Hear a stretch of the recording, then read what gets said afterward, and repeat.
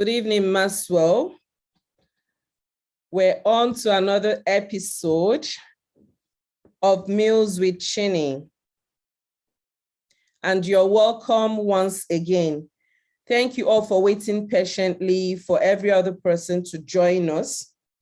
We do not take your presence this night for granted, and we are grateful that you left all of your busy schedule to be here this night to join us on this conversation, effective marital communication. Effective marital communication. So we'll go straight into the topic for want of time. We do not want to waste more time. Thank you, Mr. Walter, for coming on board today to be our hosts. We welcome you and we do not take your presence for granted. I'll just share the slides and we'll proceed from there.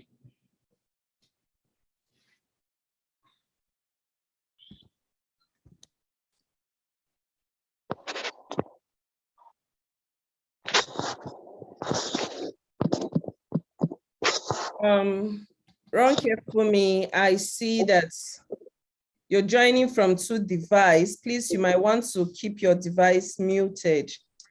Thank you so much.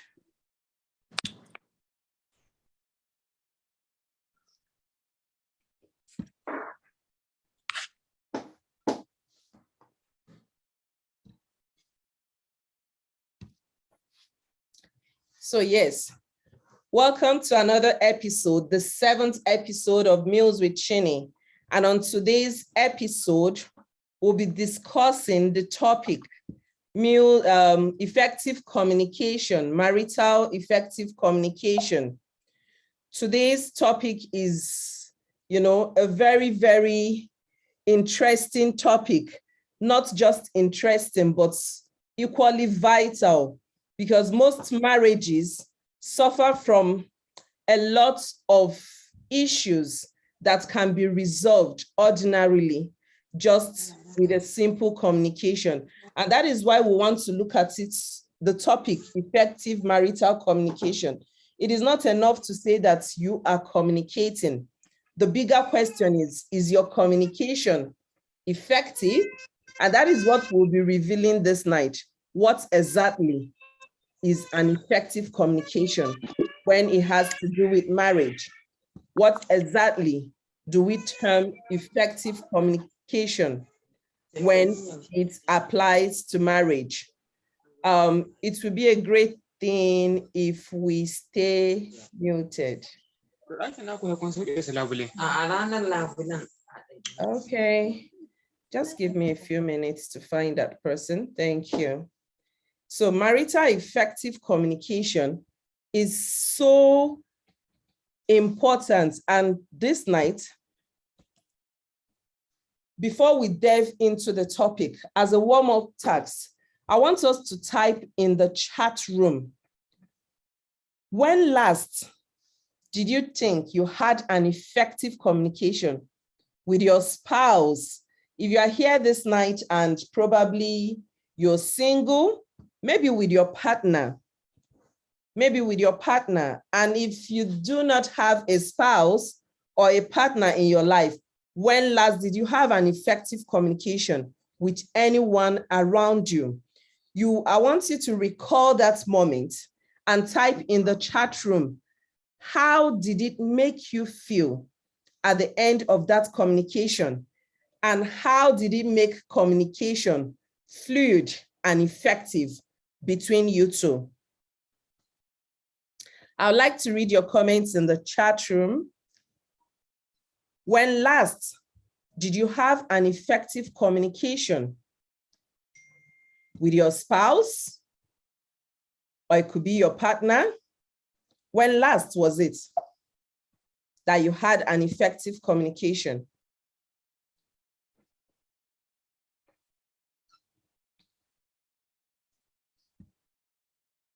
Okay, I see someone in the chat room saying this morning, I felt relieved and happy. Very good. Thank you so much. Thank you so much for that contribution. Mr. Adams. Anybody else? How did it make you feel? Because what this is bringing our awareness to is the energetic power that effective communication can bring to a union, to a relationship, to a marriage. How did it make you feel? It's important that we track our feelings. It's important that we know at every point in time, we are conscious to track the way we felt about a particular thing, because science have it that when you replicate such positive emotion, or you repeat that event that generated such positive emotions, then you keep boosting your capacity to stay and remain happy. So when last did you have an effective communication, and how did it make you feel? Thank you so much, Mr. Adams. Can I have someone drop that in the chat room for us?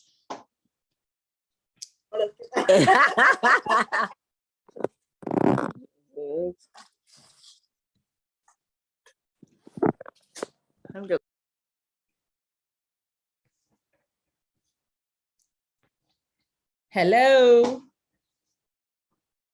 Mr. Said Blakis. When last did you have an effective communication, and how did it make you feel? Marcel, Jesse, Folashade Mobolaji, I would like to read from you all. Ronke Fumi. When last did you have an effective communication, and how did it make you feel? Okay, so while you are that, I know that people will keep responding as we carry on. I would like us to look further and look at this, what we have here on the slide. 2 valuable, effective marital communication tools.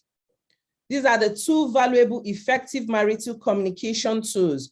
Ronke Fumi says, how do I know my communication is effective? Thank you, you're in the right space. And that is what we'll be learning this night. That is what we'll be exploring this night. So just stay with us, Ronke Fumi. At the end of tonight's episode, you'll be crystal clear on how to know your communication is effective. Say, I can say a long time ago, because I am currently a single man. Yes, but you've been communicating. In fact, at this moment, you are communicating. Because I just read something from you. You have people around you. I say, be that you're single, married, engaged, have a partner in your life. When last did you have an effective communication with anyone around you? And how did it make you feel? That's the question. So thank you for your response. 2 valuable, effective marital communication tools. There are so many, but I chose to tag these 2 valuable: compromise and listening effectively. I see them as the 2 valuable, effective communication tool.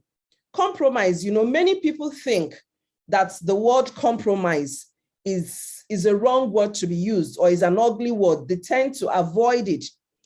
But when you learn to compromise in order for peace to reign, then it's a valuable key to have in your home and in a marital relationship.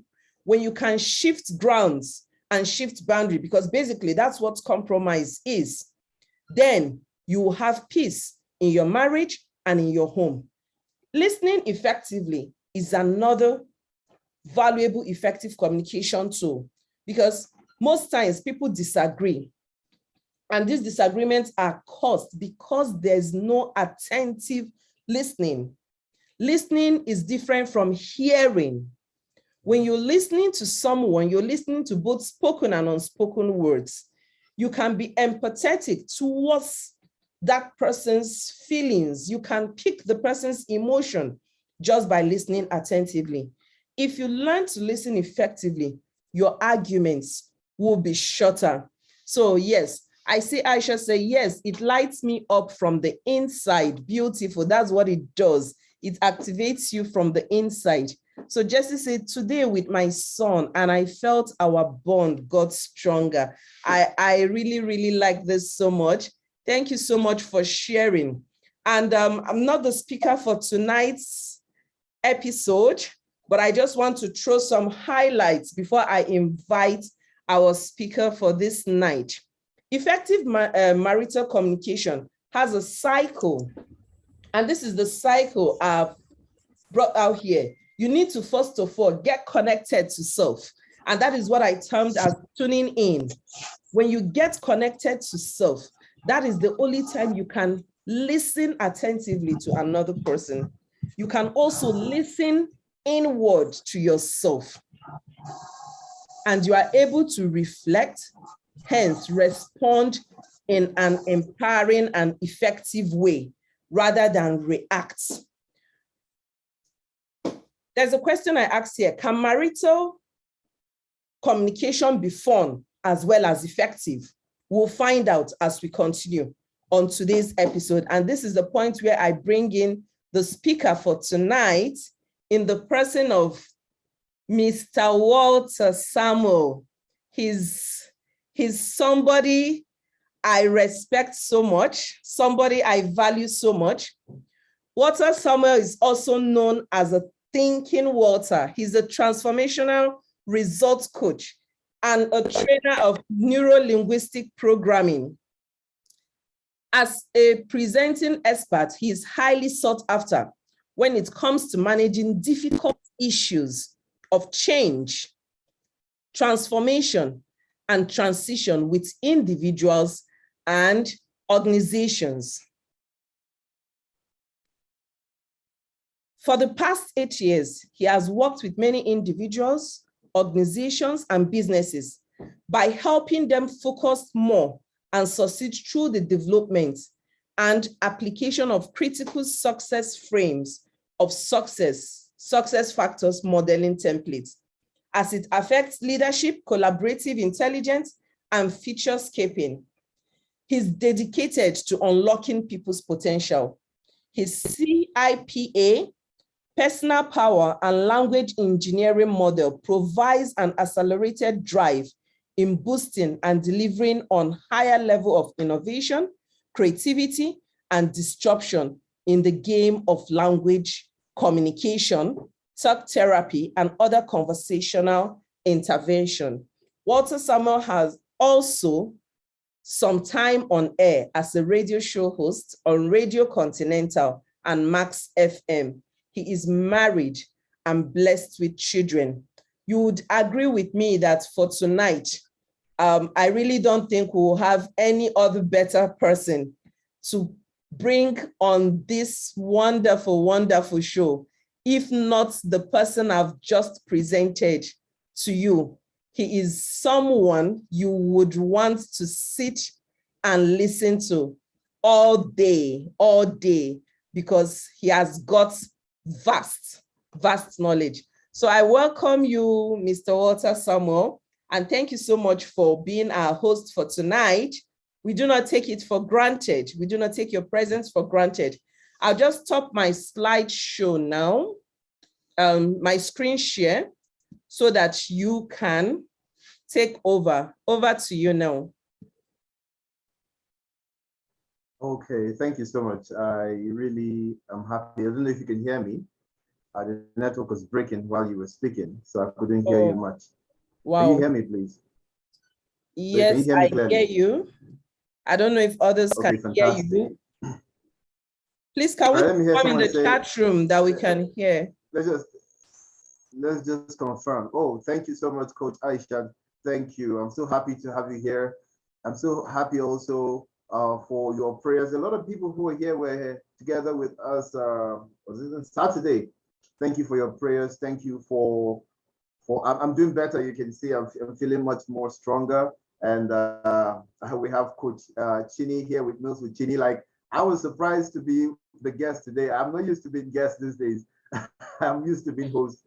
And she surprised me and said, you know, she said, why don't you become the guest? And I'm like, okay, wow. But I'm on the hot seat and I'm excited to share. And, you know, Thank you so much, KRP. I'm so happy to have you here. It's like a long time, but I'm excited to have everybody here. I think everybody here is somebody I know somehow. We're connected in a way. And, this is a good place to get to also connect and talk. And then, when we were talking about communication and especially marriage, I find myself in that situation. And a lot of people are in that kind of situation. Some people are planning to get into those situations. And sometimes we work with people who are in the situation called marriage, I use the word situation because these days marriage is something that is like rocket science.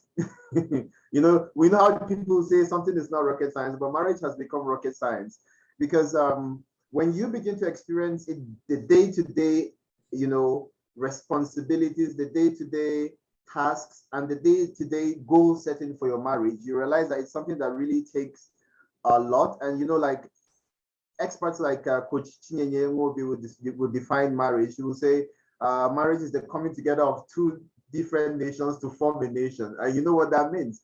It's a big deal. And the coming together of two different nations to form a nation requires a lot of things. And one of the things I always say to people is that every nation needs a language. And that's why even when you have different nations coming together to form a nation, they have to somehow come up with a lingua franca. And you see, we can push that language metaphor to, say, to communication. How do we communicate in this marriage? And I tell people that's one of the first places people fail. We fail because we have two different nations coming together and we don't have a communication plan for our marriage. And so when we go into the marriage, you will see this person speaking what do you call it? Masonese. This other person is speaking the language from Jupiter, and everybody is like, what's going on here? And that's the problem. The problem is not that we have so much of bad intentions coming into marriage and a lot of other things. Yeah, that could be a little part of it. But the biggest challenge in marriage today is communication. The reason why you see people fighting each other is communication. Language is the tool. Communication is the tool that makes people feel very dissatisfied. And effective communication is the only tool that can make people feel satisfied. And that is why I'm excited to be here to talk about marital communication and to also be looking into some areas together with our amazing coach Chinyenye. So the key thing for me is that for you to have effective communication in any marriage, there must be a communications plan in that marriage. When I got married some 10 years ago, I didn't have any communications plan. I thought we knew each other with my wife. Like, oh, come on, my babe. She was my girlfriend for we dated for like 5-6 years. And I felt we were already communicating. But when we got married, that was when one of the big shockers came in. We didn't have a communication. We didn't have a communication plan. We didn't have a lingua franca for my family. We didn't know how we talk to each other. We didn't know how we resolve conflicts. We didn't know the language for exchanging ideas. We didn't know the language for exchanging differences. And a couple of things like that. So when it came up, what happened? The same thing that happens in many other marriages out there happened to us. And statistics have shown that 66% or 67% of marriages fail strictly because they have no communications plan. And so today, I'll be talking a little about communications plan, but I'll prefer us to have the questions so that I can just answer a couple of them because I could talk anything. I could just keep talking from now till tomorrow. But so let's make it a bit interactive. I could take your questions. If you have a communications plan, I would like you to tell me that I have a communications plan in my family, or you want to know what's the structure of the communication plan, you can ask this kind of question. And then I know Coach Chini has some questions for me too. So Coach, over to you. Okay. So before I start off with my questions, I would encourage us all to drop our questions in the chat, especially as he speaks, though there will still be room for questions at the end. But if anything is coming up for you as I speak, you could drop it in the chat and I'll pick it up from there. So this night, we have questions for Mr. Walter Samuel, and that's why it's here. Blickis asked that, How do I know I'm communicating effectively? And maybe that's where I want to start. How would you describe an effective communication, Mr. Walter? All right. So thank you so much, Lucas, for that question. So every communication happens within a system. Every communication happens within a system. And because we don't think in systems, that's why we don't understand even when we have a positive feedback from the system. The feedback you get from a system determines whether you have been able to communicate effectively or not. And in the context of marriage, the marital system fundamentally is between possibly you and your spouse, or depending on the marital system too, the team that is involved in that marriage. Now, if you can determine the team between let's say the husband and wife, or the husband and wives, or the wives and husbands, now you see all of that team, Now, please, I'm saying this because I speak to a global audience. So sometimes I get to hear people share, okay, what about if the person has this? So I have to include all of that. So if you have that kind of context, you need to understand that. So you're not just communicating to one person, or you might just be communicating to one person in your marriage.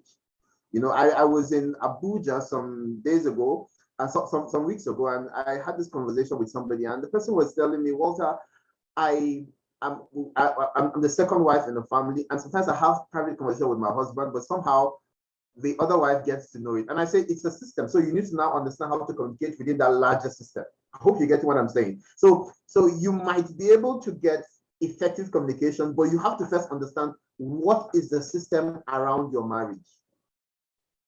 You understand? What is the system? What's the communication system around your marriage?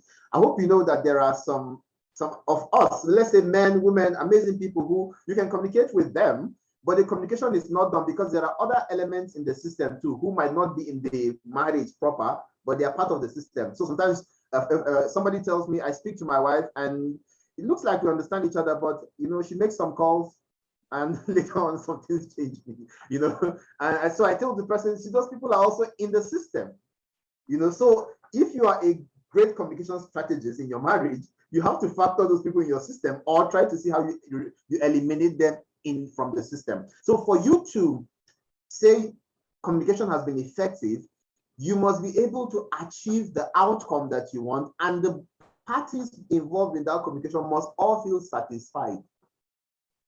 That is what effective communication. Effective communication it's not about you just delivering your message. You can deliver your message, but the question is the message providing desired outcome, and does it keep the other people satisfied?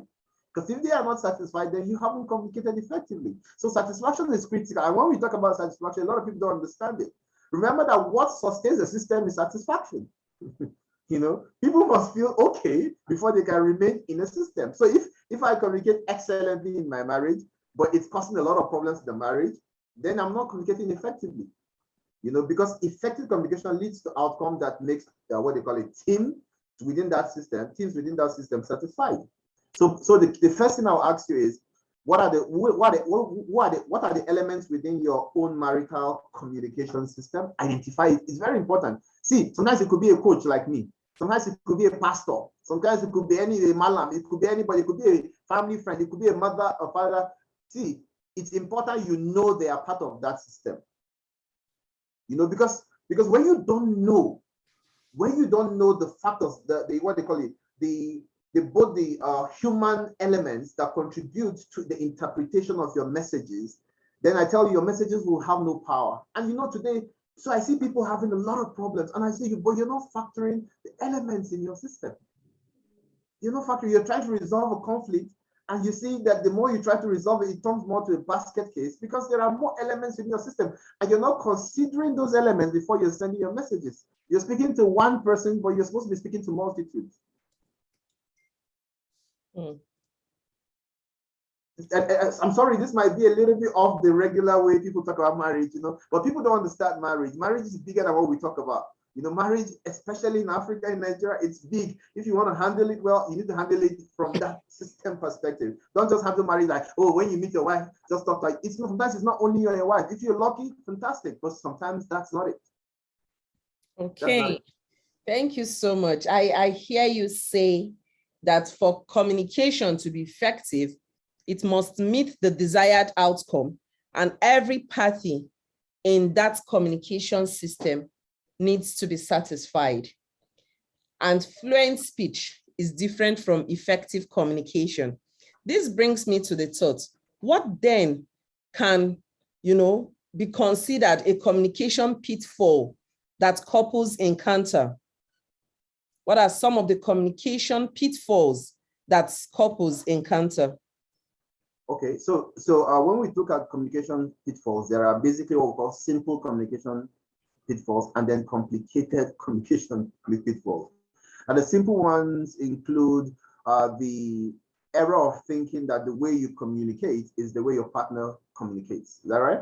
Or is the way every other person communicates? So I communicate in a particular way. That's not the way my wife communicates. Is that right? And why there's that difference is because we have different values when it comes to our communication. For me, one of my communication values is respect and listening. I want you to listen to me, and how I define listening is that you're looking at me. As simple as that. So you have to be looking at me, and then you have to show me that I'm talking to you. And I do the same thing to people. So when I'm speaking to you and you're not listening to me, you're not looking at me, I feel we're not communicating. The next thing also I feel that some people don't pay attention is the idea of respect. What is respect? For a lot of people, respect could be a physiological gesture that somebody demonstrates to show respect in communication.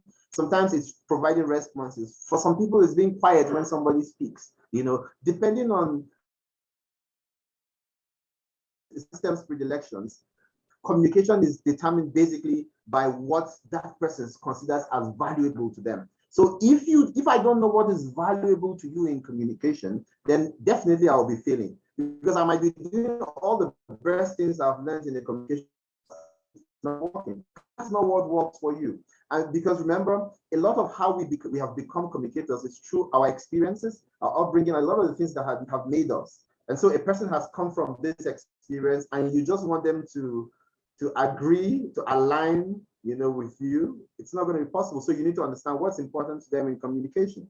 Do they want you to be direct? Some people want communication that is direct. They don't want you to beat around the bush. Some people don't want direct communication. They want a little conventional communication. They want you to say, honey, or they want you to say, sweetie, or they want you to say, lion, they have those kind of little things they want to add to it. Some people are highly rhetorical in their communication.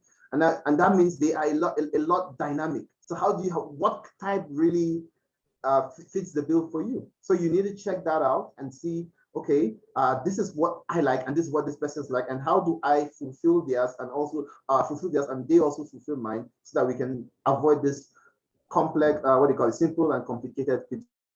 With that, fantastic. She's back, and I'm happy. Sorry for the network. All right. Yeah, I know. Yeah. It's fine. So basically, those are some of the things you want to consider. Basically, what we call communication values. Sometimes even what we call communication meta programs, as simple things as that. But when I hear people say, I read a book called Men Are From Mars, Women Are From Values, you need to do this, and I'm like, okay, that's good. But it's deeper than that. It's deep.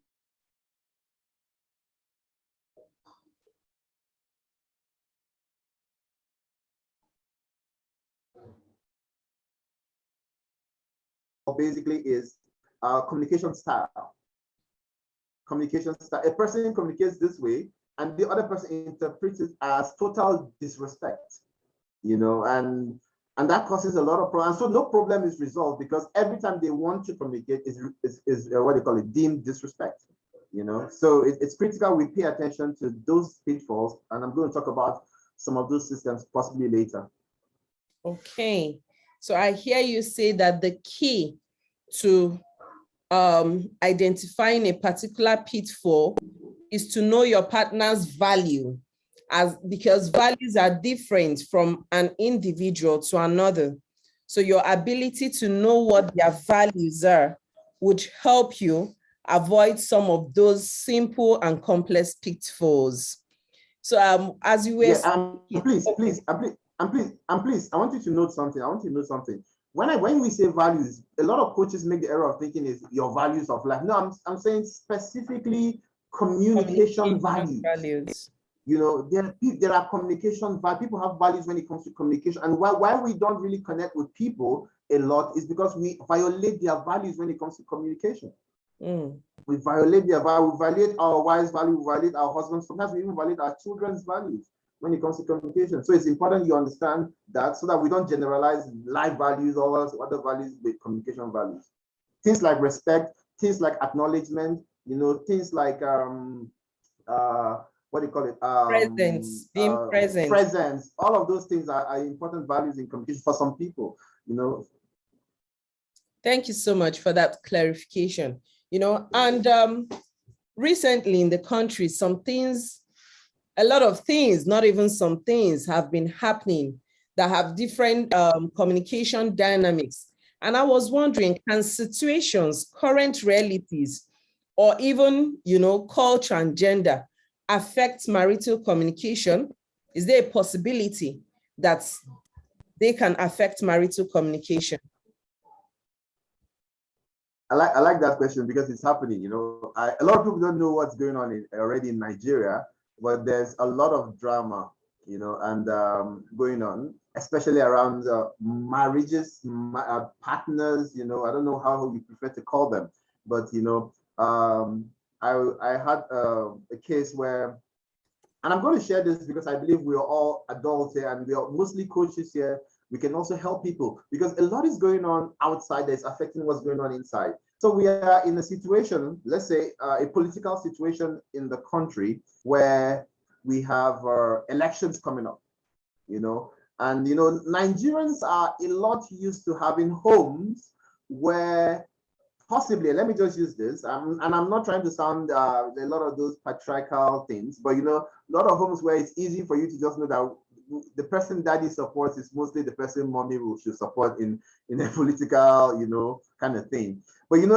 there's been a lot of transformation in the way we think about families today. We have a lot of women who are independent. We have angels on heels who are standing on, you know, their intellect and their judgments and doing it with love, you know, sometimes, and, you know, and it's making a lot of sense. So there was this particular couple, one of them, and there are many cases like that, one of them is coming from a region, the other is coming from a region, and one of them have almost, let's say, different people they are supporting in 2023, you know, for president. And it's really causing a lot of problem in their homes, you know, like seriously. So conversations are not had because once they start, it becomes a problem.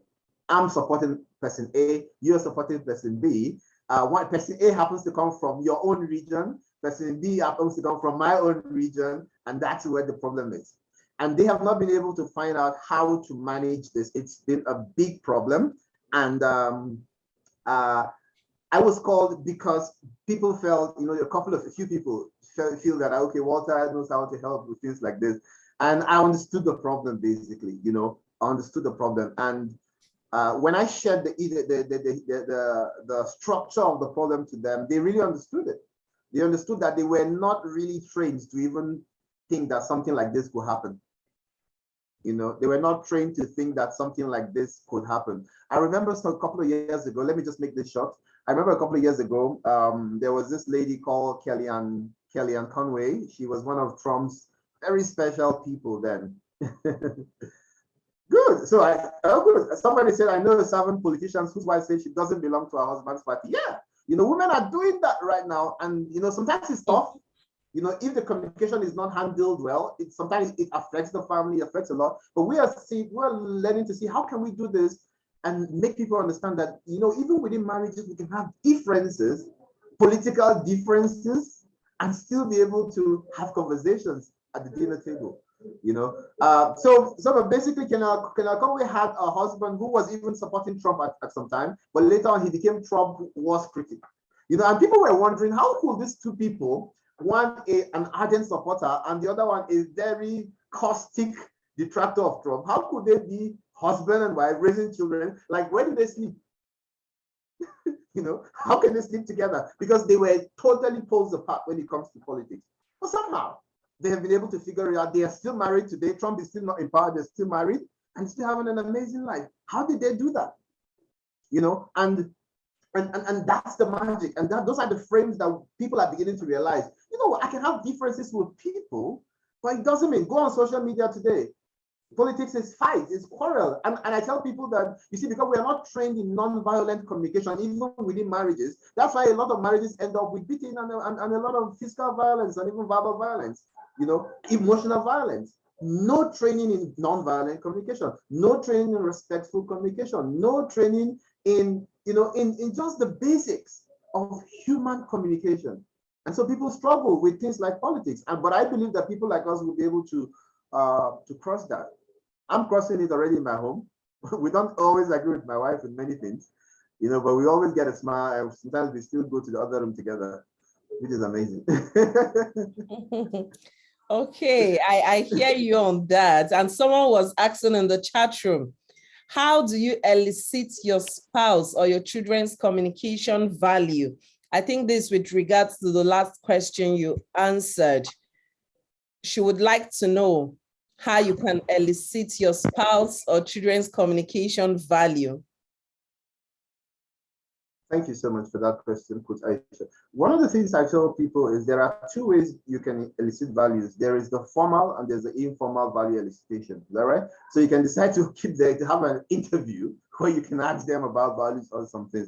But the easiest one for me is the informal one, where you can just observe the power of observation. Observe them. You have been having communication with these people. Get a notepad. There are 6 questions I can give you after this that you can just use to always to observe how they communicate. Once you're able to pay attention to those 6 things, just make a note. Then notice what we call for patterns. Notice if this is a pattern or if this is something that is one-off. Sometimes it could take you a month to be able to run through this exercise. But once you run through that exercise, you will have some good data, you know, to be able to work with. I don't believe in those things that, oh, my husband said this last time, so his value will be this. No, it might be wrong. Values are things that you need to pay attention to. They have to be patterned because there are also some other behaviors that are driven by energy filters. So you want to be careful by mixing values and energy filter driven behaviors, you know, because remember, communication is a behavior. So you want to check for that and understand that, okay, this is a value for this person. Let me give you an example.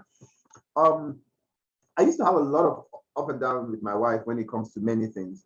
And I never knew that one of the things that my wife really wants you to do is ask her questions. I never knew that was important to her. You know, that, you know, just ask questions, you know. And I was thinking I was the guy who had all the answers in the world, you know. So she was supposed to be asking me questions. Come on now. I answer people's questions. So why are you not asking me questions? You know, until I realized that one of her values is asking questions. And because that is her value, when you're not asking her questions, she feels useless within a conversation. She feels useless. She feels like, okay, well, how do I come in? You know, how do I come in? How do I join you? And so later I realized that, okay, you know what? Instead of telling my wife, do you know that I have a course on marital effective communication later, and it's going to be exciting. Why don't you meet her and say, what do you think about a class on marital effective communication? What ideas could you come up with? My wife will talk more, you know, and she will feel much more satisfied. Remember, we said effective communication is about what? Satisfaction. She'll feel much more satisfied than if I just come and I give her all my sermons, you know, and she just keeps quiet and she looks at me and like, intelligent people of the world. And she says nothing because for her, I didn't give her a space to come in. So the question, and that's different for other people, you know. So the question is, and how did I know that? I knew that because I was paying attention. I was always looking at what's going on here. Sometimes I would see her talking with others, and she's always at her best with them. And I'm wondering, but why is it that you're free with these people, you're never free with me? You don't talk to me. Come on, I love to be talked to. You know, but that drama has stopped because I was able to pay attention to at least one of her values, and it's amazing. Let me allow for time so we can take other questions. Okay, yes, maybe at the end you might still drop those valuable questions for Aisha. Yeah. So you mentioned the situation in the country now, and I was wondering, how can communication be balanced between couples, you know, where the husband and the wife have differing understanding and viewpoints, how can effective communication be made possible in such marriage? Because right now they have different differing opinions of which party to join, or it could even be something beyond politics, you know, it could be anything, but they just have differing opinion. How can effective communication be made possible in such marriages? So thank you so much for that question. Thank you, Coach Aisha. Thank you for the interaction. Please, all my amazing people, drop comments. Just make me feel as if I'm doing something that makes some sense. I love a little interaction in the chat box. So help support my ministry. Let me see what's going on. So I'm going to answer your question this way. First, I will say that I tell people that one of the most important things that can help, you know, ensure that, that can provide 50% satisfaction in every communication is respect. You know, and people don't get it. You know, when you don't respect somebody, nothing can happen. You know, nothing. You know, and the respect is not something that one person does for the other person. It's something that should be mutual. I'm learning it seriously. I'm learning it seriously to respect people when I'm in interactions with them. You know, a lot of people don't understand that, and that affects them a lot. I tell people, do you really respect your wife or do you respect your husband? And when we say respect, we don't mean you cook for them or you wash their plates or you do. No, that's not respect. We're saying, are there things that you will say to your husband in ways that will show respect? Do you know how to show respect to your husband in communication, or do you know how to show respect to your wife in a communication? Do you know how to disagree respectfully? Nigerians are good. So I struggled for a long time working with a number of Nigerians, because especially when I was on radio, one of the reasons why a lot of people didn't like my show was that I wasn't being disrespectful. You know, I wasn't good. I wasn't. A lot of people challenged me. They were like, Walter, oh, your show would have made a lot of sense if you come and challenge people. And I'm like, but that's disrespect. You know, and I'm like, that's disrespect. I can't just come around and be creating problems in people's minds just because I want to make a show too popular. My show was popular as it could be. You know, that kind of thing. I don't want to create unnecessary drama, you know, which is what Nigerians like. A lot of Nigerians, not every Nigerian, but a lot of Nigerians like that idea of coming around and just hitting somebody. You know, when you hit the person, then they say, let's see what he will do. You know, come on, that's unnecessary. That's unnecessary. We can achieve a lot. We can exchange powerful ideas.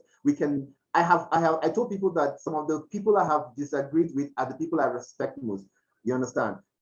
You know, I respect them. And when you hear us having conversations, sometimes we are totally like we are 180, but you know what? There's still respect. Thank you. We have Madam Buki, Coach Buki Orija here. Buki Orija is a blissful divorce coach, and one of the things we talk about in blissful divorce is that for you to even get through, you know, a divorce and still enjoy bliss in it, there must be respect.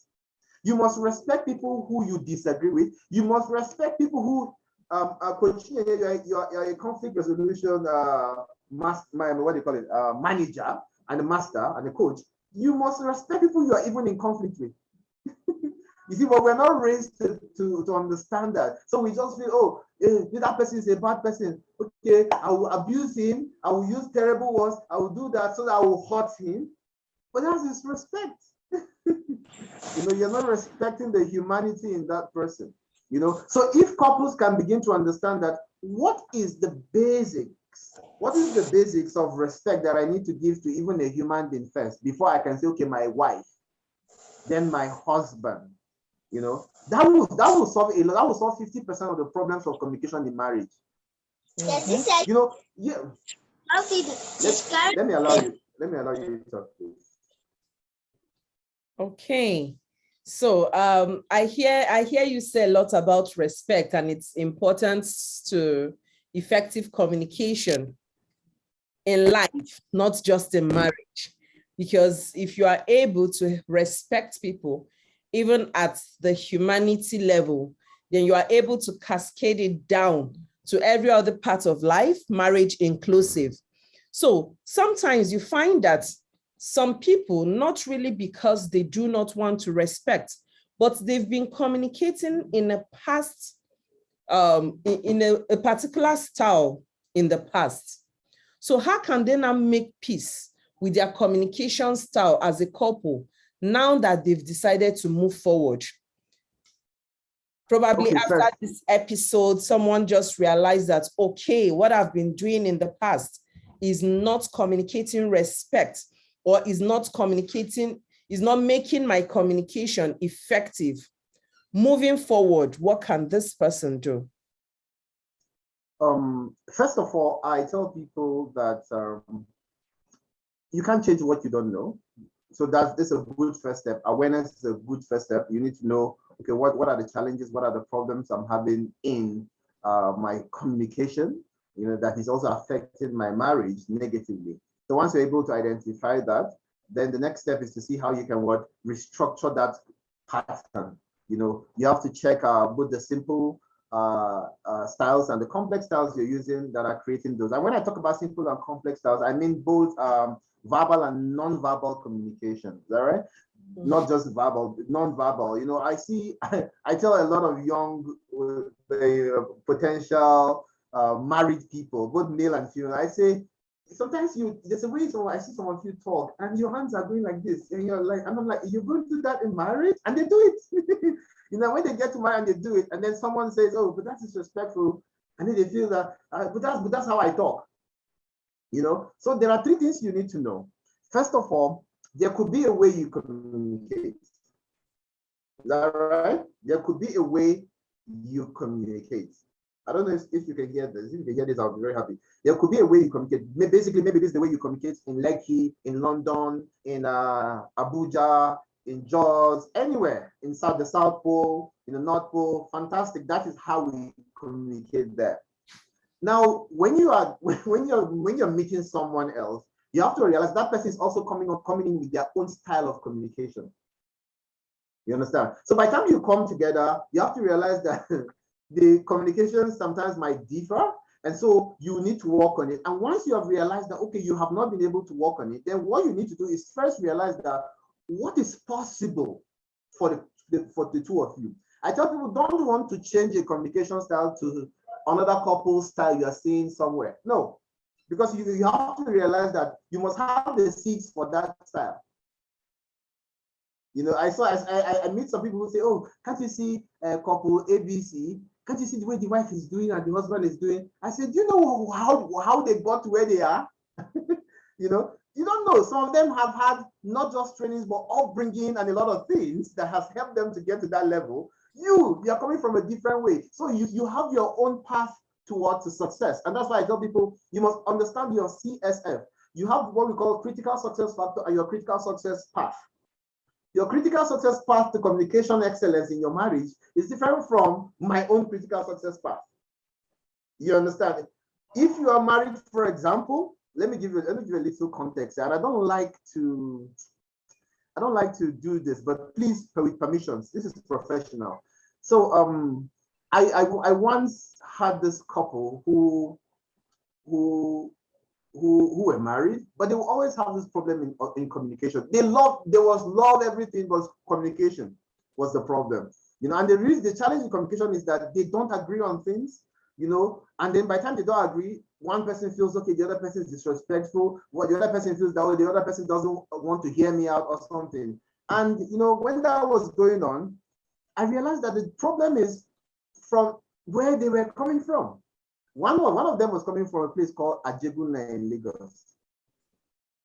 You understand? And the other person was coming from somewhere else that was, let's say, a little bit in terms of being cooler, you know. And the cool person was not really like a very good person in the communication, but because they had that cool demeanor, you know, if you were there, you would think, oh, the other person was the problem. Because the other person was more of the that kind of thing. And they were doing it, and sometimes you say, I will see the other person tell the other person that, but look how you're talking, you're shouting, you're pointing at me, you're doing this. And the person said, well, I'm not shouting now, but they were shouting. You know, they were shouting, but they would be like, I'm not shouting. But when they realized that it's a challenge of their environment, they realized that, okay, how do we change this? How do we change the effect of an environment? Is this something we can change in a day? No. it's something that you have to begin to work on and to take some little time. Remember, all of those reflexes have been conditioned into you. So you have to decondition them, and then before you put in something new. So that's why we talk about learning, unlearning, and relearning.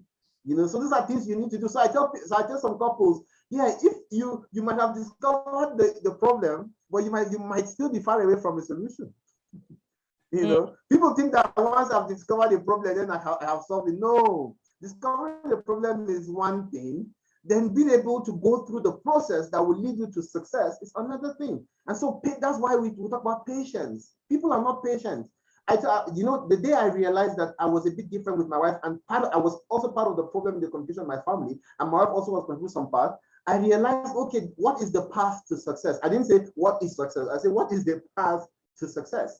And to this day, we are still learning. We're still learning. We still sometimes fall back, and then we now will use it as speed forward.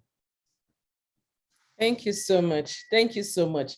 So there's no one straight route to success, but a path and a process which we must be willing to take. And it all begins with awareness. It is true that we are the product of, a lot of things that formed us from upbringing, environment being, from childhood, environment being one of it, upbringing, and also some significant experiences that have taken place in our life. All these come together to even define some of these, values and communication styles that we're talking about.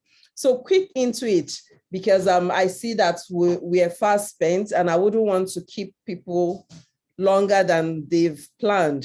What would you say is the symmetrical balance for self-disclosure in a healthy marriage? Because sometimes people in the bid to communicate have even ended up sabotaging their own positive interests or their intention. So what is the healthy way? I was having this conversation with a colleague of mine yesterday who went through a divorce process and is now completely healed and helping people out. So she was mentioning things about meeting a new person, trying to remarry and all that. And this question came up for me. Even in the course of doing that, what do you disclose? What is safe? Not because you want to be secretive, not because you want to lie, but the bigger question is the person you're even disclosing to, how ready, how prepared is this person to handle that fact that you are bringing forward? That is why I'm dropping this question for you tonight. What would you say is the symmetric balance for self-disclosure in a healthy marriage? Wow, thank you so very much for that question. We've been dealing with that also in many areas, even in offices, in friendships, in many places. I do a lot of work with organizations, and I help them balance their teams. And how teams get balanced is through the easiest way we can connect, either as a couple or even as friends, is by the amount of personal things I am able to share with you. That's where you feel I know this person and this person knows me. Is that right? But the challenge with marriage and many other relationships is many people don't know to what level, they can be able to disclose a lot about themselves to a partner, a husband, a wife, a partner, anything you call it. And for me, from a lot of the research we've done and many things, we will say a lot of times there is no hard and fast rule to what you can disclose. But the first thing you want to do in self-disclosure is to understand, what are you first okay with sharing with somebody? Absolutely. You understand? What are you first okay with sharing with somebody? I tell people that before you talk about self-disclosure, you must go through a journey of personal power. You understand? You must first go through a journey of personal power. When you are powerful, when you are powerful, you see, the things that you throw out of you cannot destroy you. The things that you but when you don't have personal power, you are afraid of sharing something. Like I tell somebody, I give some people some information and they say it's not gossip. I say it's not gossip. It's there. You can share with anybody. You know, like sometimes even when I'm sharing content, like things I've created, people ask me, what can I do? Can I use? I say use it. I'm not scared of using any of my content because I don't have a problem. You know, I have personal power. I know that anything I'm sharing with you is something I can stand by, I can defend, and I'm okay with everybody hearing about it. You know, so one of the things I tell people, that's one of the tests. First of all, determine if you have some level of personal power before you can go into some levels of self-disclosure. Anything you are disclosing, can it be something that even if it goes out from where you have kept it, you're okay with it? You know, anything you're disclosing, can it also be can you be at the level personally that even if that person uses it against you tomorrow, you're okay with it? You know, because that's one of the challenges we're having in marriage, in marital conflicts today. You know, part of the what they call it, the cycle of conflict it happens a lot because of in Nigeria they call it what they call it, the see you finish syndrome or something. See finish syndrome. Thank you so much.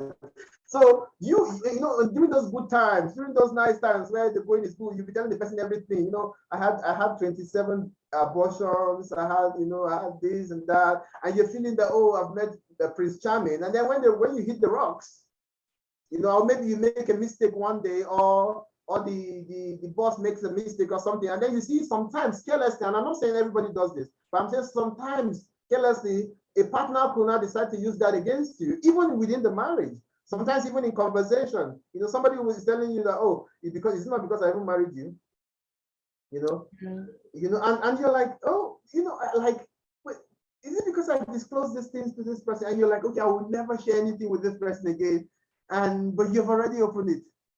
You know, you've already opened it, and you have to share, because the only way if you decide not to share, then the relationship is not going to go forward. So the first thing I will tell people is, first of all, go through a journey of personal power before you go into anything called even marriage. You know, but if you're already in marriage, try to begin a journey of personal power. You know, and the journey of personal power says you are beginning a journey where you're okay with who you are. You're okay with what every other person knows about you out there, and you're okay with being it or not it first. Then when you have personal power, now you can now determine what is okay, what do I feel okay sharing with other people. Remember, why I'm sharing this is, I know some people say, but your wife is somebody that is close to you, or your husband is somebody that's close to you, you should share everything. Yes, they are close to you, you can share everything. But remember that one of the strategies of also effective communication is the rhetorical balance. Rhetorical balance says, this is the study, the theory of rhetorical balance. It says, what makes conversation interesting, what makes a story interesting is that there are some things that are not said at the beginning and they are said at the middle. Some things are not said at the middle and they are said at the end. Some things are not even said at the end, they are said at the, what they call it, season 2 of this movie. You know, so the same thing with marriage. You know, there are some things that, it's a movie, you have to understand it. There are some things that can be interesting in the first year of marriage, but some of those things must not be said in that first year. They can go to the second year, because that second year, you will have crossed some rivers, some bridges and other things, and at that time, they will make more sense. You know, but once you decide to open up everything, like I see some people doing, I've handled a case like that, you know, and it's a complicated case because it's a marital case that involved also an office setting. You can imagine what that means. So a person who is working with somebody, you know, got married to somebody in the office, and then started disclosing everything to that other person in the office, and then a problem came up in the marriage, and all the information that was there came out again. Came back to the office. You know, we're not saying don't share things, but sometimes share. And then the next thing is also, as you are sharing things, also be open to, you know, like, can we have a communications plan where self-disclosure is part of it? Like, we can even sign contracts to self-disclosure. You know, we have this non-disclosure agreement, NDAs. Is that right? Where people sign in organizations and other things. You know, sometimes I think there are, especially if your marriage is big, like some of us whose marriage are celebrity marriages, you need to be signing for NDAs. You know, this cannot be no matter what happens. We are getting to that point maybe someday. Okay. Thank you so much. At this point, please, I would like to say that, please, if you have not registered, in order to get the recording for this session, because I see a lot of people, probably they have other things to attend to. That's not advising you people to all log out on us, please. But in order to get the recording, please register with this link here so that you ensure that you get this recording at the end of tonight. Thank you so much, Mr. Walter, for that powerful insight you brought to self-disclosure. I particularly know someone who shared something very vital about her childhood to her spouse, a trauma she went through, and for 13 going to 16 years of that marriage, that thing was used against her. And she shared it in good faith, believing she was confiding in her would-be as it was then. And he had no problem with it when she shared it. He said it was okay. It was fine, no problem. But subsequently in the marriage, she had no peace until she exited that marriage because of this one singular thing. He used it over and over to torture her. So self-disclosure is important to create a healthy balance too. So what are, some problematic couple systems? What are the 3 most problematic couple systems that we need to, problems we need to avoid in order to have an effective communication? Okay, so let me answer this one quickly. So basically, the three I can mention, because there are many of them, will include what we call the pursuer and distancer. Is that right? The pursuer and distancer. Sometimes in marriage, you see that one person plays the role of a pursuer. Is that right? The person is the one who is going to the other person for communication. The other person is running away from communication. Is that right?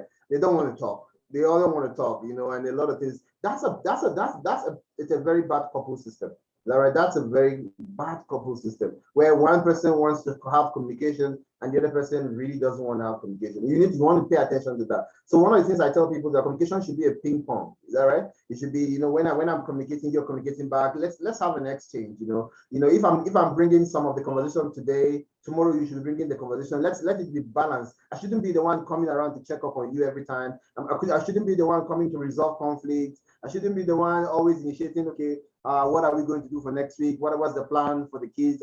It should be a mutual thing, So once we have a pursuer and a distancer, there's a problem there. The second one is the blamer and the placater.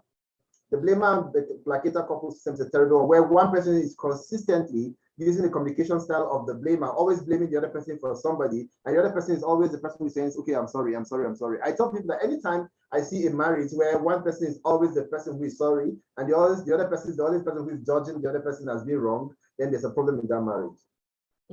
So that's another system. So, but you like I've seen some marriages where one person is perfect and the other person is totally not perfect. Is that right? And so the perfect person keeps blaming the person who's not perfect in the communication. So every time you hear this person speak, you hear them say something like, you always not getting this right. Oh, this is you mess this up. You do this, and I'm wondering like, and this other person is always coming to say, okay, I'm sorry about that. Okay, I'll fix it. All right, I'll do this. That's not a balanced couple system. Is that right? So a blamer and placater. Then the other one is the over-functioner and the under-functioner. There's the over-functioner and the under-functioner. The over-functioner is the kind of communication where you have somebody who is the one who does all the communication. So let me give you a challenge with couple communication system that extends to children. The over-functioner is the one who is responsible for making even communication happen in the home. You understand? So without them, there's no communication in the home. I've seen couples like that. If they are not at home, or if they are not in a good frame, no communication happens in the home. But once they're in a good frame, everybody is vibrant. While the other person doesn't participate at all in either what, creating conversation, transforming conversation, or guiding and controlling conversations within the home. I tell people that two things you want to do is to realize that first, every partner in the marriage must be able to create conversations. So I tell people that even if it's not happening and you want to balance it, now be intentional about it, to say, okay, you know what, this evening, you're the one that will be leading our conversation for us. Let's just be distant where you are the lead. Okay. Try it deliberately. Then, so those are the three: pursuer, distancer, blamer, placater, and then over-functioner, and then under-functioner. Is that right? So somebody's over-functioning, somebody's under-functioning. Wow. These are the three couple, what do you call it? Couple systems that you need to understand are It's problematic. problematic about Yeah. communication. Thank you so much. Yeah. How do you manage larger family communication disorder so that it does not affect your couple's communication negatively? Because I hear you say something about system. And when I read this larger family, I'm just assuming in a situation where we have husbands to wife or wives to husband, or even other quadrants like in-laws, children, pastors, coaches. How do we manage larger family communication disorder so that it does not affect the couple's communication negatively? So I tell people that you can't manage what you don't even know. You can't manage what you don't know. So the first thing, like you said, is to understand the larger communication system. You know, understand what is really what are the other systems that are involved within this whole within this whole balance within my home. You know, so that's the first thing you want to do. And then the second thing is notice, first of all, because observation is key in this. Notice three patterns. There are three patterns that you need to notice. We call denial. You know, notice denial. When you are having communication with your spouse or with even other people within that system, but most especially with your spouse, always note for denial. Note for when a person might be going through something and they are not wanting to tell you that they are going through something. Is that right? You know, so some people will be like, are we taking the dogs out for a walk? And then you say, no, it doesn't matter. You know, it doesn't matter. It's not a response. It doesn't matter. It's telling you that there are other things that are going on. You know, how are you feeling? No, you know, you can just go. Those are not responses. You know, you want to be able to understand why is this person giving me these responses? What's going on? What could be underneath it? A lot of times when there's a larger family dynamic in play, there's a lot of denial. There's a lot of deletion. Deletions will be in statement that there are no specifics. For example, the husband could come and say, "Hear this. Let me. I've used this before. So you see, I'm guilty as charged." You know, I used to tell my wife, I say, okay, they have told me what you come and do to me now. They have told me what you come and do to me. That's what you're displaying. You know, who is the day? Can you see? Yeah. So that is a deletion. You know, yeah. I haven't called who, but I'll say they. You understand? So when you notice those patterns, it's because there are larger family systems at play. So, and who are the they? Sometimes the they could be friends. Sometimes the they, like in a lot of the contexts I've been working even here, I've been hearing a lot of contexts of how friends are the days in some marriages. It could be the husband's friends or the wife's friends, and you know, that kind of thing. So those are some of the things. And then we have what we call substitution. So denial, deletion, and substitution are some of the things that can show you that there is a larger, you know, family system problem within a marriage, and you need to begin to pay attention to it. Thank you so much. Thank you. Is there a yardstick to measure effective communication? Is there a way we can measure it? Or assess effective communication? Yes, there are instruments that you can use to measure whether your communication is like as a couple, and how these instruments are administered is that each person takes the test, and then the two of you now take a similar test. You understand? So I've facilitated a session that had something like that. It was really amazing because, you know, a lot of families could now see what was really going on when they took some of those tests. A lot of couples, could see what was going on when they took some of those tests, because you take your individual test and then the two of you now sit down and take a test.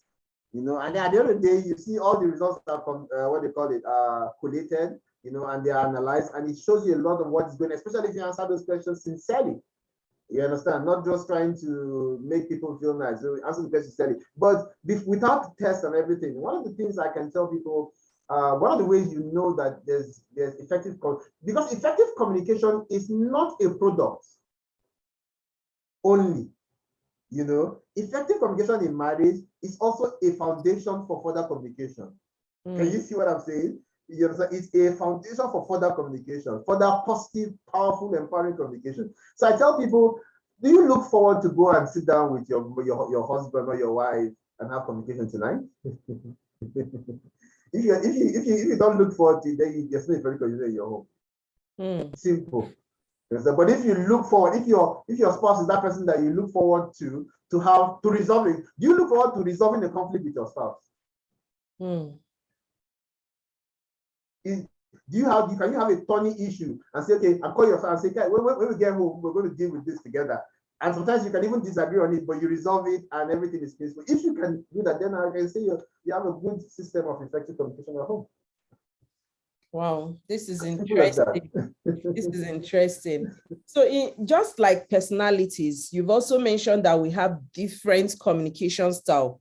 And I was wondering, how can you balance communication between couples where one couple is assertive and the other resigned? That's the other couple is non-assertive. How do you balance this? And for want of time, I want to merge it with this other question that is very similar. In a situation where a spouse is not interested in building effective communication, what can be done? Now, when a spouse is not interested in building, let me take the second question first. When a spouse is not interested in building effective communication, then there's a problem within the system. Then there's a problem within the system. There's no way a system can work without communication. There's no way a system works without communication. So when one person is not willing to make amends, to change, then it's going to be it's going to be a burden to the other person who is willing to grow. So you can grow. So what you can do with the way you can manage that communication, because I do that in offices for people. Sometimes you can develop your communication styles, but maybe your boss, your team members do not want to develop it. So you are going to be taking a lot of leadership burden. You understand?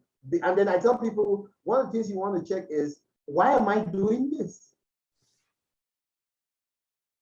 I don't know if you understand. So your question should be, why am I doing this? Why am I in a situation where we are supposed to work together as a couple to make things good, and this person is not winning? Then why am I there? What's the outcome for me? You understand? So you have to check your outcome. If your outcome is something that you really need, then you stay there and manage it. But if it's not something that you can, then you move away from that space if you can. If the person is obstinate and saying they are not really going to change, come on. How do you work with a person? I keep telling people this. How do you work with a person who will just not communicate well with you? It's not possible. It's not possible, If the fact is that they don't know how to communicate well, and maybe they don't even know that it's possible for them to change, and that's a different case. But if the person is saying, I'm not changing, I don't want to change, this is me, then there's a problem. So you need to check why you are in that marriage. Why am I here? If maybe you're there because people get married for different reasons. If you're there to make some money, fantastic. If you're there because of your children, fantastic. If you're there but if you're also there because of communication, then you have to realize that is not going to be achieved. Well, does this also apply? Some women have already. Okay, yeah. After you, some women have agreed to that. I know some women who I've worked with who tell me what I had to agree to that to just keep my marriage. And if that's okay by you, fantastic. But some women said, I cannot. I want to gist with my husband. A woman told me, I want to come back home and we gist. I want to tell you about a movie and you listen, just like you tell me about politics and I listen. That kind of thing. So if there's that mutuality that's required, then I think there's going to be some challenge. So you have to make a decision. So does this also apply to the case where one couple is assertive and the other one resigned? In this case, it's not a case of willingness, but it's a case of their communication style. Is this also applicable? Yeah, so in the case of the one being assertive, the other being resigned, what do you call it? Let's say passive. You want to be able to pay attention to the dynamics within that situation. So for example, I noticed that I have a partner who is passive. I have to understand, okay, what does passivity bring to this system that we have? Is that right? And then how can I help? Are they conscious of the fact that they are also passive communicators? And do they also desire to maybe develop some flexibility? You know, we say the person with the most flexibility is the person that promotes a system. Is that right? So remember that all of us are in this marriage to promote the marriage and to promote the family. And so if you decide to remain passive, you might not be promoting the marriage in the best way sometimes. So we say sometimes, can you choose to just show up? We know you like to keep a lot to yourself or a lot of things, but can you just come out? What we call meta program fulfillment is critical, because when you talk about aggressive, what do you call it, assertive, aggressive, and passive communication styles, meta programs helps to balance it. So in the sense that I know that my wife might not be the person who will want to communicate, and I know that she knows that, and we have had conversations around that. So if I want to get her to communicate as a master communicator who is intentional about making effective communication a part of the family, what I will do is I will fulfill her strategy. How do I fulfill her strategy? I can tell for example, sometimes there was a time I was invited to speak somewhere, and my wife wasn't, now she is. She wasn't the kind of person who would like to go out and speak, you know. And I had to do many things to get her to go out and speak, but none was violence. None was violence. I hope you get it. So all I just did was I had to realize that, you know, I needed to build very deep rapport with her, you know, and I had to make her understand that I understood what was making her not want to go out to talk. You know, sometimes, you know how you tell people that, you know what, you know, I know you're a quiet person, but is it okay for you to just come and just say 2 words? And the person ends up saying 10,000 words. Some people just want you to just accept that they are passive. You know, some people who say I don't talk. Yeah, once you just agree with them, you know what, I know you don't talk, and I like you for that. Can you just come and just say this? They will come out because you have agreed with their reality, what they call their reality. Wow. You know? Thank so you. Those are some little ways you can balance that, I believe. Yeah. Thank you so much for that. And I believe these have also spoken to the question Buki asked. She said, how do you deal with a partner who will not communicate at home? And in most cases, misinterprets the other partner. I believe these two that you've answered. No, let me add something to that. The part of misinterpreting, there are some people who are called mismatchers. There are some people who are called mismatchers, and they happen also to be around even in marriages, amongst couples. If you have a couple that's a mismatcher, they will not just misinterpret everything you say, but they will mostly find how it's wrong, or it's not possible, or just how your ideas don't make sense. You know, a woman I worked with once told me that she doesn't share any idea with her husband because all her ideas don't make sense, and he ends up doing the things she was saying before. You know, that kind of thing. And I'm like, okay, so that can be draining. I'm like, okay, so I now mentioned, I said to her, I'm happy that you understand that. So the thing you want to do is to understand that he's not, your husband might not be a bad person. Your husband, that might be his communication style.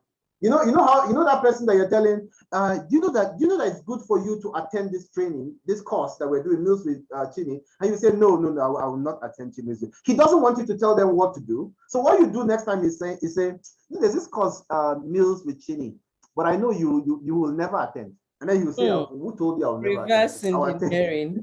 So you reverse engineer in mismatcher. So people who misinterpret things that you are saying, so you misinterpret the things for them sometimes so that they interpret it well. You can even sometimes tell them that you tell them that you know that people are saying that it is not possible for this, then they will tell you it's possible. Then you see, and you are among the people who are saying it's possible. So these are some little rhetorical styles you can use to manage those people. But I tell you, you must always know why you're managing those people. You know, always know your outcome. You know why you are having to do that. You know, is it because of peace in the home? Is it because of the family? Is it because of the children? Is it because of you? Is it because these people also offer some amazing things in other areas? You know, so you have to know why you're doing that, so that you're not just overstressing yourself, where sometimes possibly the person also might just need to go take some training, develop themselves also, and improve some things. Thank you so much. So I hear you say, know your why for the action you're taking, and then use some rhetorical steps to direct communication to such people. There's another question here from Mr. Jesse. He said, what if one person have broken a trust? What if a person have broken a trust before and the other partner has closed up? How can trust be reestablished and effective communication restored? Okay, so trust is a deeper value in communication. So we have deep values. Trust is a deeper value in communication. At the surface, from the values, we still talk about our respect. So even when there's no trust, can there be respect? You know, so that's why we see respect is easier. I can respect you, but I might not still trust you. You know, so I tell people that trust is a deeper value, and when trust is broken, sometimes it takes a longer process for that. But if respect can be established, you know, respect can be established, then some level of effective communication can be restored, you know. But the key thing is, how do you, so the question I would prefer to ask is, how do you restore respect even when trust is broken? You understand? How does one restore respect even when trust is broken? And that's why I tell people that contract your marriage or covenant your marriage under, you know, the foundation of respect.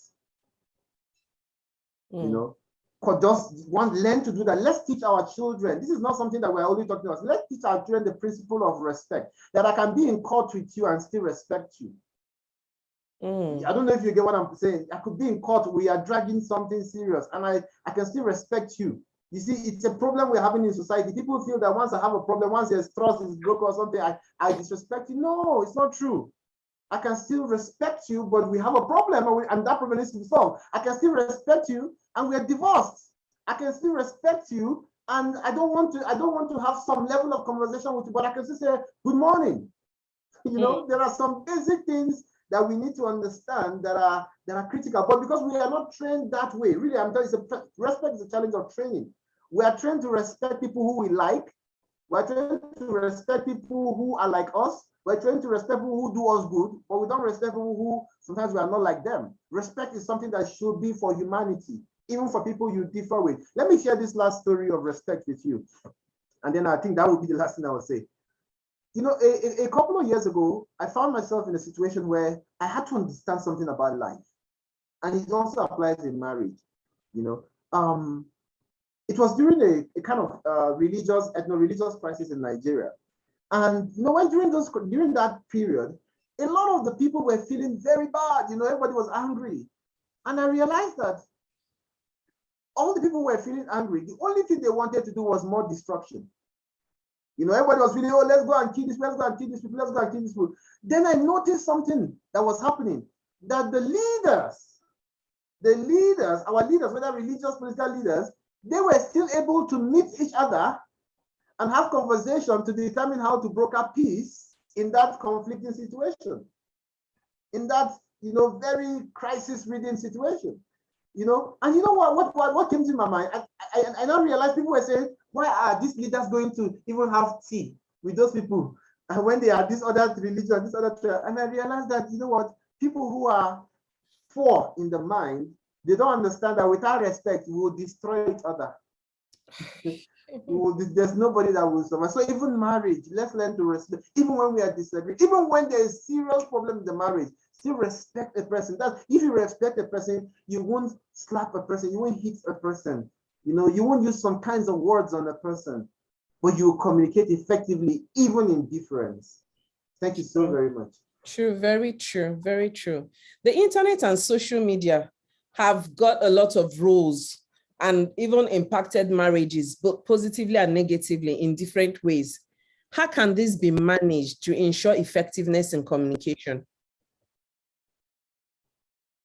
Wow. The internet is another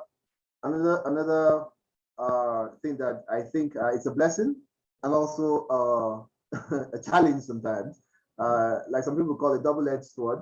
And I feel that just like the social media companies are trying to manage themselves and manage the kind of conversations that are happening there, I believe that it's also critical for us to realize that our exposure to those spaces will determine a lot. you know. So you want to check why are you going to those places first?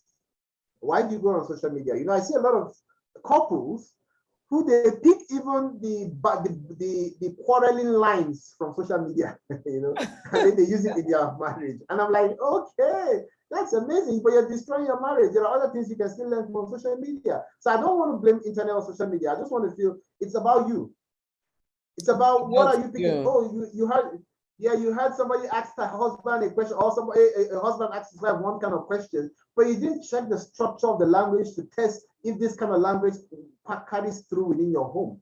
We're not saying don't express yourself, but we're saying, do we speak this? Like, like I tell people that we need to begin to treat ourselves like royalty, real royalty, not royalty of Nigerians everywhere. The real royalty where you respect yourself, where there are words that come out of your mouth to your mother, to the queen, that kind of thing. We don't treat ourselves like that.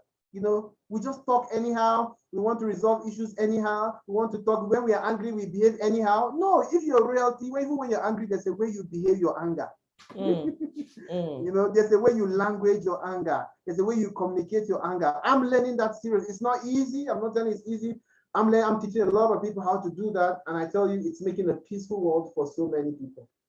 Well, so in rounding up, I would like you to share with us, maybe at this point, you want to share some of those valuable questions you can ask in order to elicit values for effective communication. So I want you to share with us, how we can build effective marital communication. This will be our last question for tonight. So how we can build effective marital communication. And then the list of questions. So I would prefer to give a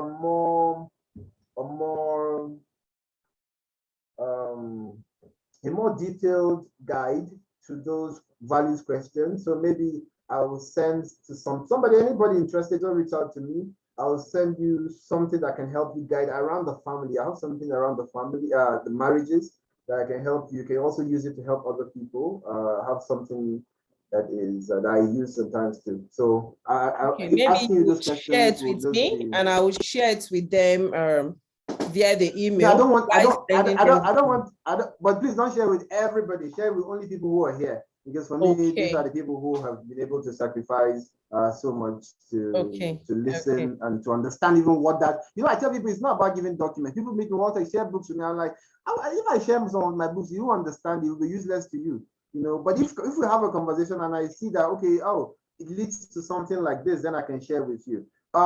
Very true. But for me, what I would call the ABC of marital effective communication is to always remember to have a communications plan.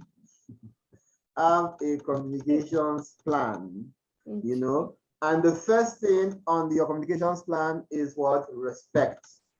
The first thing on your communication, that's the second thing. First, have a communication plan. Then second, the first thing on your communication plan should be what? Respect. Respect. The respect is like you are signing it. It's like a vow you are making, that no matter what happens in this marriage, I'm going to communicate respectfully my disagreements to my, yes, there's going to be respect all through. You understand? Once you can establish that on either the first day of your marriage or the first day you decide to have a communications plan, that's fantastic. Then the third thing, among many other things that I can only share now, will be open to learning. Be open to learning better ways to communicate with each other. You understand? Be open to learning better ways to communicate with each other. If you can have these three basic things, then every other thing will be added on the path. You understand? But have a communications plan, and the first thing on that communication plan must be respect. You understand? Just tell yourself, we are going to respect each other. When it comes to the way, not when I say respect, I'm not saying respect to like the way Africans speak. I say we're going to respect each other when it comes with the way we communicate to each other. Once I communicate to you in a way that you feel disrespected, please tell me. Wow. Wow. Please tell me. That's so spot on. That's so spot on. Thank you so much, Mr. Walter. Thank you. Thank you. It has been a very insightful session and interesting too, I must say. I have learned a lot, and I believe everyone here too have learned something that would make their marriage effective, that will make their communication in marriage effective. And this is where I want to say, share this very interesting quote I found. It says, communication is a relationship. Communication is to relationship what breath is to life. I think this quote really summarizes everything we've listened to this night and everything that Mr. Walter have shared with us. If you think you've gotten great value from this, please do something in the chat room for Mr. Walter. Say a thank you, give a thumbs up, give a clap, a hi, well, something, just do something. Thank you so much. This is question time, but I believe we've exhausted most of our questions as we've picked all questions from the chat. So thank you so much for joining us this night.